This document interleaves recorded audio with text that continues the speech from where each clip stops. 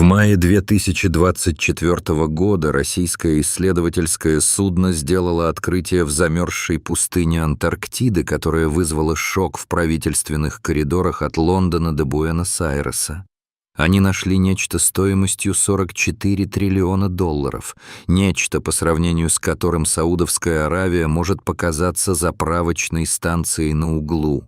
Но это открытие было связано не только с деньгами. Речь шла о пробуждении чего-то, что миллионы лет спало подо льдом. И в 2048 году миру придется решать, что с этим делать. Антарктида. От одного названия у вас по спине пробегают мурашки. Это континент настолько отдаленный, настолько враждебный, что в космосе побывало больше людей, чем когда-либо ступало на его внутренние просторы. Большинство из нас видят Антарктиду как странную кляксу в нижней части наших карт. Но это правда?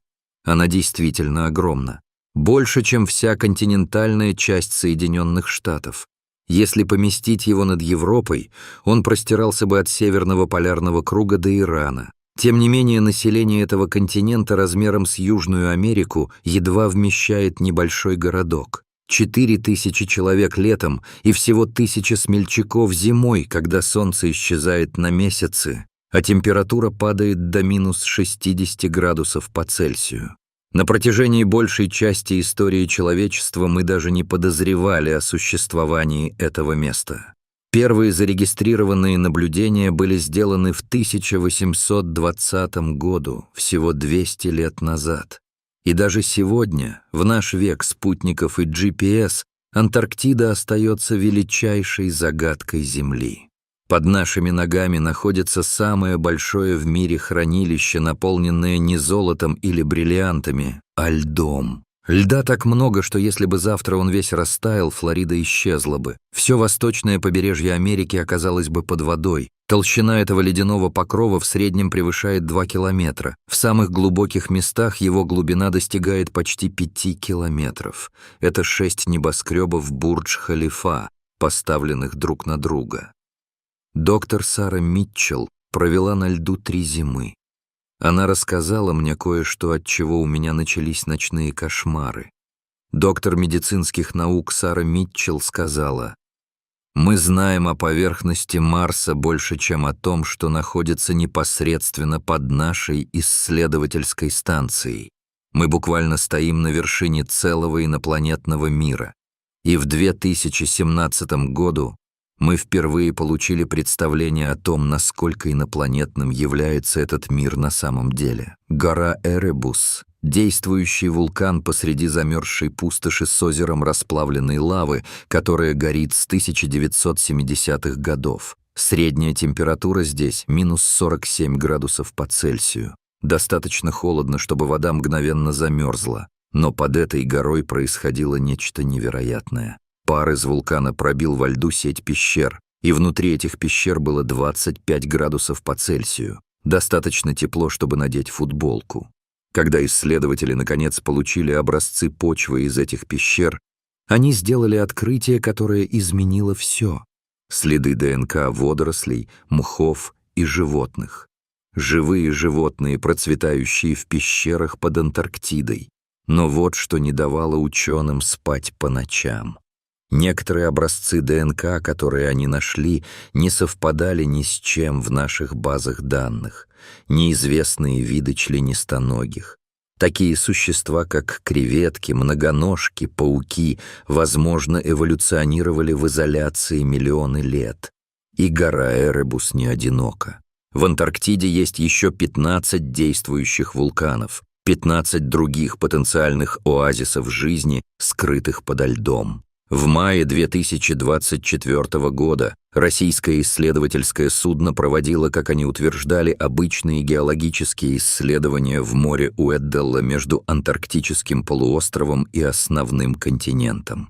Что произошло дальше, станет известно несколько месяцев спустя на мрачных парламентских слушаниях в Лондоне. Британские парламентарии получили разведданные, которые потрясут основы международного права. Русские обнаружили нефтяное месторождение, содержащее 511 миллиардов баррелей нефти. В перспективе это вдвое превышает все запасы Саудовской Аравии. В 10 раз больше, чем было добыто в Северном море за 50 лет. При нынешних ценах на нефть стоимость одного этого месторождения составляет $44 триллиона, что почти вдвое превышает весь ВВП Соединенных Штатов. Но это было не просто экономическое открытие, это было геополитическое землетрясение, потому что это нефтяное месторождение находилось прямо в центре самой спорной территории на Земле. Шел 1908 год, Британская империя была на пике своего могущества, и они водрузили там свой флаг. Антарктида, претендующая на огромный кусок континента как на свой собственный. Но они были не одни. Аргентина претендовала на точно такую же территорию, основываясь на своей близости к Антарктиде. То же самое произошло и с Чили, когда 3 страны претендовали на одну и ту же мерзлую территорию, подготовив почву для конфликта, который продолжался более столетия. В 1982 году эта тлеющая напряженность переросла в настоящую войну.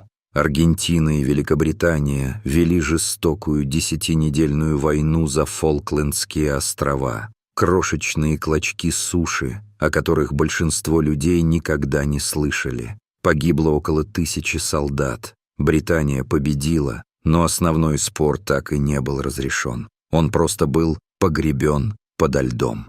До сих пор. Вот о чем никто не говорит. Срок действия договора об Антарктике, международного соглашения, из-за которого Антарктика находится в подвешенном состоянии, истекает в 2048 году, то есть всего через 24 года. А изменение климата с каждым годом делает эту нефть все более доступной. Лед в море Уэдделла тает. Доступ судов становится все проще. Профессор Джеймс Рейнольдс: любая страна может в любой момент выйти из договора об Антарктике. Ничто не мешает России, Аргентине или Великобритании заявить, что мы закончили с этим соглашением и завтра отправим буровые платформы. Единственное, что их останавливает, это экономика. На данный момент мы занимаемся добычей нефти из.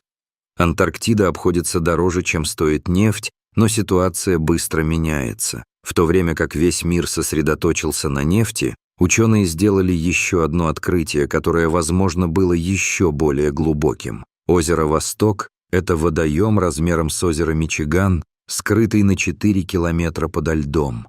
Это озеро было отрезано от остального мира на 15 миллионов лет. Все, что обитает там, развивалось в полной изоляции еще до появления человека.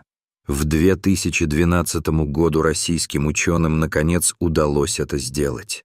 То, что они обнаружили в этой древней воде, вызвало озноб в научном сообществе. Неизвестные бактерии, возможно, даже рыбы, формы жизни, которые не должны существовать, процветают в воде при минусовой температуре на глубине 4 километров подо льдом. А в 2021 году ученые сделали еще одно шокирующее открытие. Они опустили камеру в затопленную пещеру подо льдом Западной Антарктики, ожидая ничего не обнаружить. Вместо этого они обнаружили сотни креветообразных существ, процветающих в полной темноте, в 500 километрах от ближайшего солнечного света. Если там может существовать сложная жизнь, то что еще ждет нас подо льдом Антарктиды? Мы приближаемся к перекрестку, который определит будущее столетие.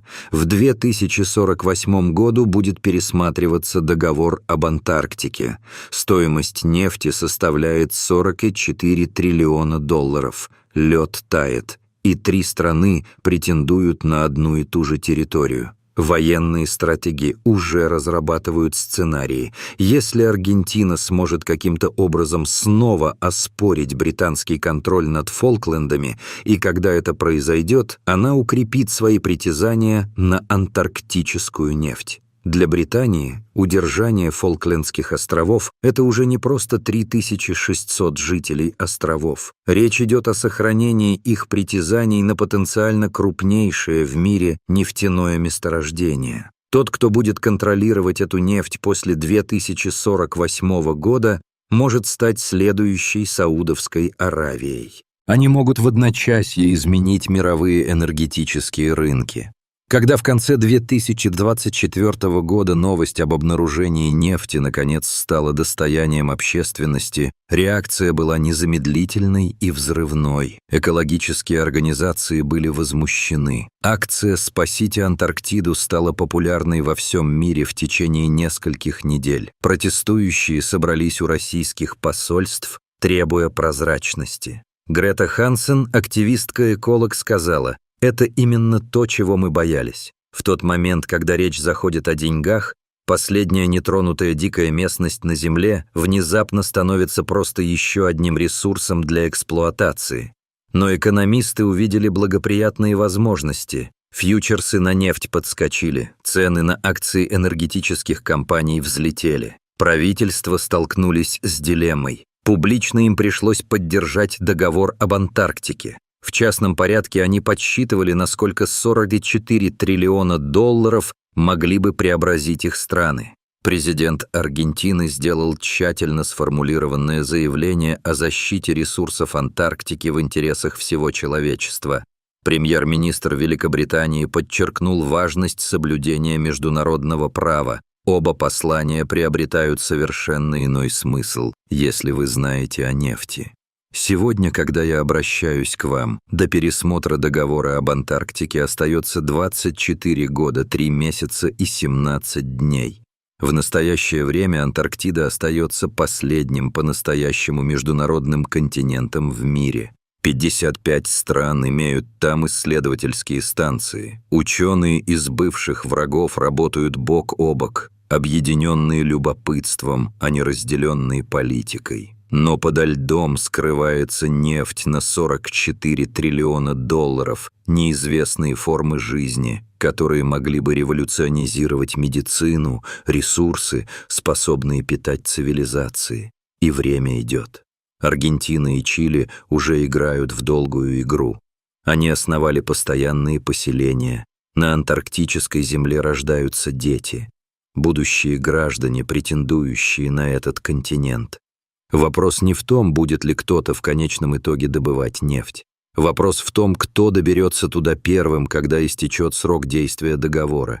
И что они найдут, когда, наконец, пробьются сквозь этот древний лед. Антарктида хранила свои секреты миллионы лет, но в 2048 году эти секреты, наконец, будут раскрыты. Вопрос только в том, готовы ли мы к тому, что нам предстоит обнаружить. Начался обратный отсчет до пробуждения Антарктиды.